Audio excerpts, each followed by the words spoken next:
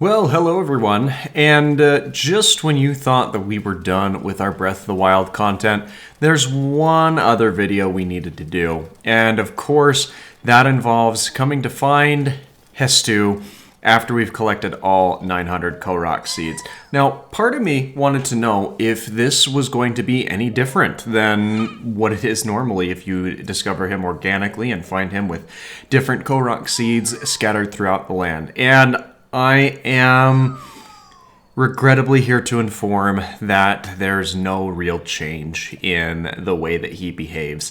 It's all predetermined dialogue. I thought it would have been really cool if the developers would have included something to just let you dump all 900 Korok seeds onto him all at once, or to just expand your inventory completely if you have all the required seeds or all of the seeds within the game as a collective. But unfortunately, that's not the case. So we will go through and take out these enemies before getting the maracas back for Hestu and completing that side quest. And I am doing this to show to you that this is not something that I did earlier on in the adventure and just saved for later on down the road. As you will see, eventually, once we're done taking out these Bokoblin folk, I will walk over to Hestu with his maracas, and you'll notice that the count does indeed show that 900 Korok seeds obtained as he asks for seeds to be delivered to him. We just need to make sure that we don't die trying, because this is a very embarrassing fight to lose on, and I definitely haven't ever lost on it before, and certainly not today. Nope, that what you see there in the bottom right-hand corner of the map, that is a lie, so don't pay that any mind whatsoever. Let's just grab these maracas and make our way over to Hestu to unlock the potential of what we've been doing for almost a year at this point. Climbing down the ladder and moving on down the hill to where he's at, we will be able to encounter, for the very first time in this run and for probably the 20 millionth time in the world, the dialogue that happens when you return the maracas to Hestu and what happens shortly thereafter. He does get very excited though, and he's a very animated character, so it's not all that bad. But this is where I was hoping that things would have been a little bit different in the dialogue with him as we get the maracas back. Now, in a moment here, he's going to ask me for some Korok seeds to make the maracas jingle around a little bit, and we're unfortunately going to have to tell him that that's not what we're trying to do.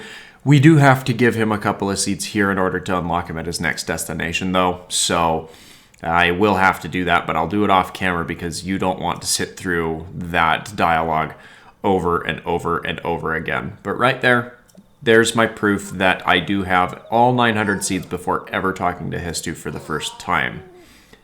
And we'll go ahead and deny him before moving on to the next area where he's located, which is at the Woodland Stable, which is a stone's throw away from the Korok Forest and the Lost Woods there. And similarly, you'll have a chance to come talk to him here. He does give you the option of expanding your inventory pretty substantially from there as well before you can move on or need to move on and find him at his final resting place, which that is the most difficult part of this entire adventure, is just making sure that you don't get lost in these woods.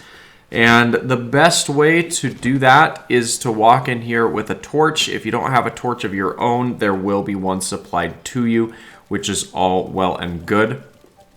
But once you get through this little gateland area, you'll need to follow the torches that are set up for you initially. And these are meant to kind of demonstrate the way that this works. Not only does it give you the path, but you can see that the embers for these flames, they are leading you towards the next area or the next flames in the direction you need to go. And that is the important distinguishing factor as to how you can find your way to the end of the path and find Hestu along with the Great Deku Tree and all of the other Koroks. Though it does get a little bit hectic when walking out into the dark once you no longer have the torches to guide you, or at least the torches that are on the ground. But once you get to these double torches, if you don't have them already, you can go ahead and grab another handheld torch and then follow the embers as they fall off the end of it, stopping every so often to make sure you're still going in the correct direction.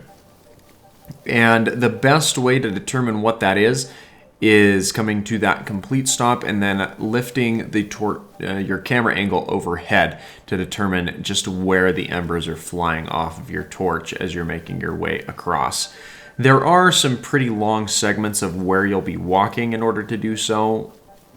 And I guess at the end of the day, you don't have to be stopping as frequently as I am, but I don't like having to start this section over again, especially because I haven't done this section of the game in a long time, as my holistic goal the past year has been gathering all 900 seeds, playing occasionally. It didn't take me a full year to get them all. It just, took me at my own pace because I've had other work that I needed to do. And I hope that you've been enjoying that content as well. Here, I was a little concerned that I might get run over by that deer. Fortunately, he skirted right past me and allowed me to continue on with my torch still completely lit. And one final check we'll do here. You'll see that the embers have switched direction one more time. And as soon as you get to that point, you're golden. Once you come up on these little rock formations, there's nothing else you can do to get lost.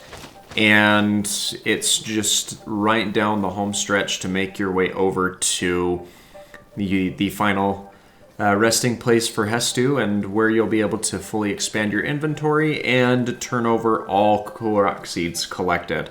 I could be running with the torch down at any point here, but now that the area is clearing up a little bit more, I feel a bit safer. And flying down this track is a bit easier and quicker than other methods of travel available to me. Especially because I don't think that the horses like the Lost Forest very much, if I remember correctly.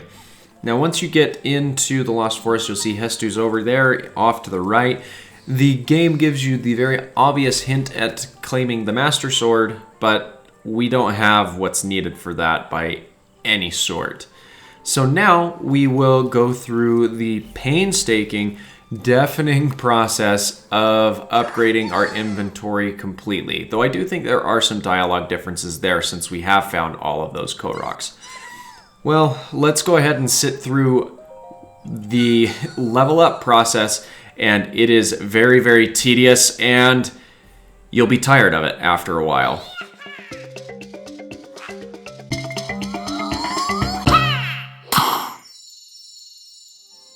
But once you've fully upgraded your inventory, you will be rewarded with an oh so precious gold-coated piece of dung.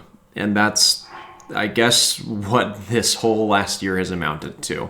So thanks again for watching, and I hope that you have a great rest of your day.